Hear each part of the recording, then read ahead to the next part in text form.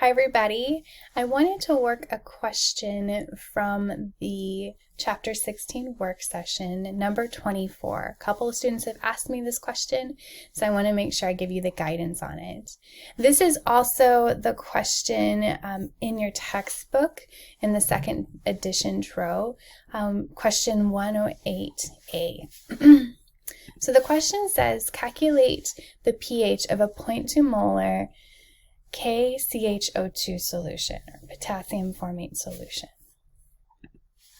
And so we are given that we have a 0.20 molar potassium formate, or KCHO2, and we need to find the pH.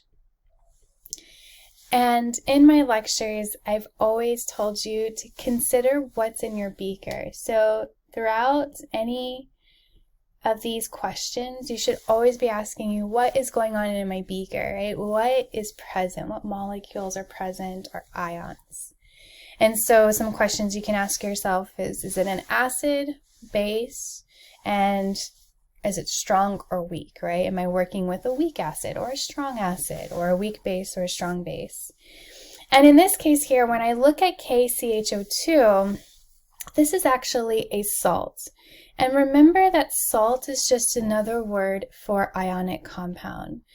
So back in first semester general chemistry, you would have had a whole chapter 2 on ionic compounds, the classic example being sodium chloride. And remember, we define ionic compounds as having a distinct cation with a positive charge and a distinct anion with a negative charge, right?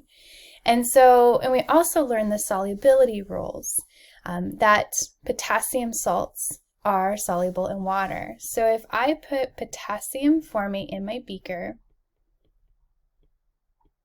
of water, it would dissociate completely into the potassium cation +1 plus the anion formate, which is the conjugate base of formic acid, right?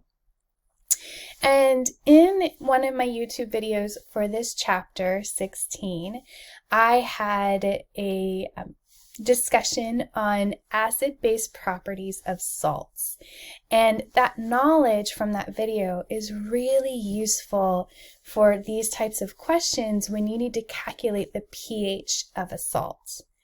So when we had to figure out whether a salt was acidic, basic, or pH neutral, remember we needed to analyze the cation on its own, if it's going to be acidic or pH neutral. We also needed to analyze the anion, whether it's going to be basic or pH neutral. Okay, so I want to look at potassium first. Now, potassium is what? It is, from your knowledge, if I asked you, is it acidic or pH neutral, what would you say? Good, you should say pH neutral, right? Because it's the counter ion of a strong base. And the strong base I'm referring to is potassium hydroxide. Remember, the strong bases we're covering in second semester general chemistry are group 1A hydroxides and group 2A hydroxides. Those are the strong bases that you'll need to remember. And so the counter ion of a strong base is in fact pH neutral. It's not going to do anything to the hydronium ion concentration. And if you also remember from first semester general chemistry, potassium, sodium, those ions were always spectators. They really didn't do anything in the solution, in the reaction itself, right? And so this here won't affect the pH, this particular cation. Now this anion here, we have to ask ourselves, is it going to be basic or pH neutral? Now, anions that are pH neutral are conjugate bases of strong acids. And formate is the conjugate base of formic acid. So formic acid is HCHO2. And is formic acid a strong or weak acid? Good, it's a weak acid. It's not on the list of strong acids. And so formate being the conjugate base of a weak acid, therefore means that formate will actually make the solution basic. So let's review over that. We've realized that when we put potassium formate in a beaker of water, the potassium ion does not contribute to changing the pH at all. It's pH neutral, so we don't have to worry about doing any calculations involving the potassium cation.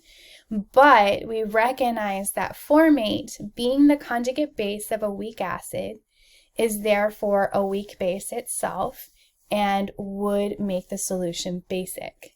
So even before I do any calculations to solve for the pH, I would suspect that the pH will be greater than 7, just based on the fact that I have a weak base present in solution. This is a huge clue, right, that we've just arrived here. We've got a weak base.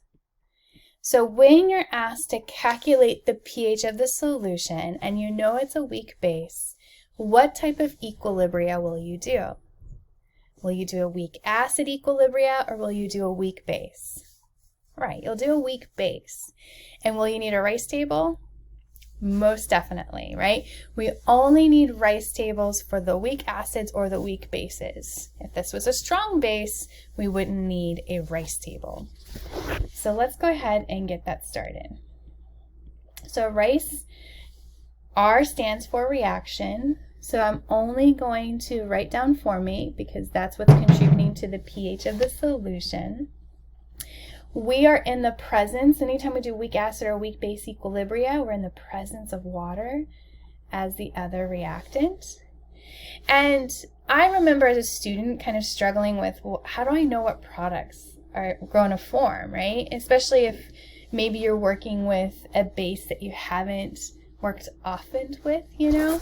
And so what I relied on as a student were knowing the Bronsted acid base definitions. And so whenever I, would do my exams or assessments, I would write that definition down just so that I'm like, okay, I can derive this myself.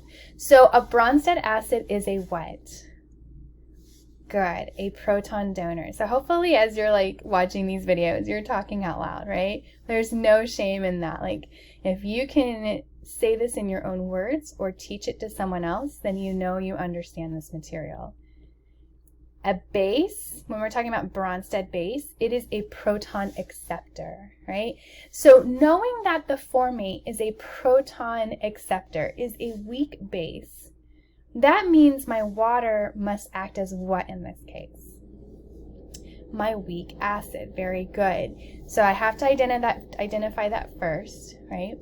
And so this formate is going to accept a proton. It's a proton acceptor. We usually put the proton out in the front in general chemistry. It's a little different for OChem when we show more structural data there. So when this negative anion accepts a positive proton, H+, that negative plus a positive makes this neutral conjugate acid here in this case. This is the conjugate acid. And because water is acting as an acid, I tell myself, okay, water is an acid, it's a proton donor, it means it's going to lose one of its protons. And so instead of having H2O, you end up with hydroxide, good, OH minus, which is always the conjugate base of water, right? And something I discussed with the students and several students in office hours is that you're going to start recognizing patterns as you continue to practice more problems, right? And if you're doing weak base equilibria, as shown here, anytime you have weak base equilibria in the presence of water, you're always going to have hydroxide as one of the products because that's the conjugate base of water. If you do a weak acid equilibria, then one of your products will always be the hydronium ion, which is the conjugate acid of water. So start to recognize those trends, and in doing so, recognizing those patterns and trends will help to build your confidence in predicting these products of acid-base reactions confidently. Like that's the goal here, right? Is to build that confidence so you don't second guess yourself. But for you guys, just so you know, it's as simple as a proton transfer, and that is it, right? One of the protons goes to formate, right? So we see it gained here, and it was obviously lost over there. And so that's all that happens in these acid-base reactions here, okay? If you move on to organic chemistry, then of course you're going to do a little bit more complicated acid-base type chemistry and also in biology. But for right now, it's just transferring of one proton. And because of that, that's why the stoichiometry is 1 to 1 to 1 to 1, okay? So I just want to talk, I spent a little extra time deriving the equation, because if we don't do that correctly, then we cannot get the rest of the problem done correctly and confidently, right? So we got that reaction. The initial concentration was given to me. It was 0.2 here. Yes, 0.2 molar. We don't include liquids or solids in the equilibrium expression, and the products initially were 0 molar. And then over time, the reactant changes by minus 1x. The products are plus 1x because the stoichiometric coefficients are 1, so that's why I'm including that. The 1 there, plus 1x. And then in equilibria, we have 0.20 minus 1x. And then 0 plus 1x, remember we're always adding initial and change. 0 plus 1x is x, and then same for the hydroxide here, okay? Once again, we ask what's in our beaker. What's in our beaker is a weak base, right? And I should write that up here. So what's in our beaker, we derived earlier, is a weak base. If we're dealing with weak base equilibria, do we do Ka or Kb? Kb, right? I think a lot of times when instructors teach this material, myself included, we tend to focus on Ka initially just to give you examples. And so then when you get to something that's a weak base, you keep wanting to use a Ka value, right? Because you're just used to doing that, and I totally get that. But ask yourself, what's really in my beaker? And if you're like, it's a weak base, then I need the Kb, right? All right. So when we look at this here, usually, and I discuss this in my lectures, usually we're provided the Ka or the Kb of the most common of the compounds. So what do I mean by that? Let me erase this here. So looking at this here, formate versus formic acid. Formic acid is actually very common. It's what ants produce when they sting you, and that sting comes from formic acid. It's very easy to find the Ka value of formic acid. And that's, if you're using our textbook, is what you would have been provided in the textbook. So the Ka of formic acid is equal to 1.8 times 10 to the negative fourth. Now, if you're provided the Ka of the conjugate acid, but you know you need the Kb of the conjugate base, remember to use the Kw expression. Kw is equal to Ka times Kb. Because in literature constants and the tables, they won't provide you both, right? You're either provided one, you have to figure out the other, or, you know, that's just the way it is. So Kw, remember, is 1 times 10 to the negative 14th, the ionization constant for water. And so in this case here, I want to know what the Kb is for formate, the conjugate base of formic acid. So I take 1 times 10 to the negative, and that should have been 14, negative 14th over 1.8 times 10 to the negative fourth, which is the Ka of its conjugate acid of formic acid. And so this is 5.56 times 10 to the negative 11th is the Kb of formate. Now we set that expression Kb products over reactants, so the concentration of formic acid times the concentration of hydroxide over the concentration of formate, not including the water in the equilibrium expression. So that's equal, and remember when you're doing equilibrium, you're plugging in equilibrium values. So that's where we take from this row right here. So x times x is x squared over 0.20 minus 1x, or minus x here. And this is equal to 5.56 times 10 to the negative 11. Now, in this case here, x is small enough to ignore. How do I know that? Well, the initial concentration is orders of magnitude. One second. All right. The initial concentration is orders of magnitude greater than the Kp value. Okay, and so we always want to make sure it's like 1,000 times greater, so that we can assume x is small enough to ignore. So in this case it is. And so when we solve for x, we take 5.56 times 10 to the negative 11th, we multiply by 0.2, and then we take the square root to find x. If you want to do the quadratic, you can, but if x is small enough to ignore, then you can save your time from having to do that. So when I solve for x here, I got x is equal to 3.33 times 10 to the negative 6.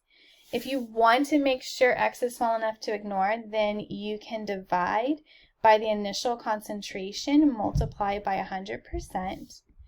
And then in this case here, I got 0.00167% here. As long as this number is less than 5%, then x was small enough to ignore. Basically what we're saying is x is so insignificant compared to the initial concentration. So when we do 0.2 minus x, that minus x is just not really changing the final equilibrium values all that much. All right, so we have solved for x. What does that mean to us? Well, x is actually the hydroxide ion concentration, right? And so we can say that the hydroxide anion concentration at equilibrium is equal to 3.33 times 10 to the negative 6 molar. From there, we can take the negative log of the hydroxide ion concentration to get the pOH, which you would get to be 5.48, and then the pH is equal to 14 minus the pOH, which is 8.52. And if you've been watching my online lectures, you would know that I'm very big on not just doing number crunching or memorizing how to do a question or a problem, but also instead rationalizing the answers. Like, does this make logical sense, right? And that's why it always comes back to what's happening in my beaker. I have a weak base. So before I even did all of this work, I would predict that the pH of the solution should be greater than 7, right? And indeed, after we did our calculations, the pH is 8.52, which means I do have a basic solution. So everything kind of aligns, right? It supports itself. All right, if you have any questions, don't hesitate to email me, and good luck studying.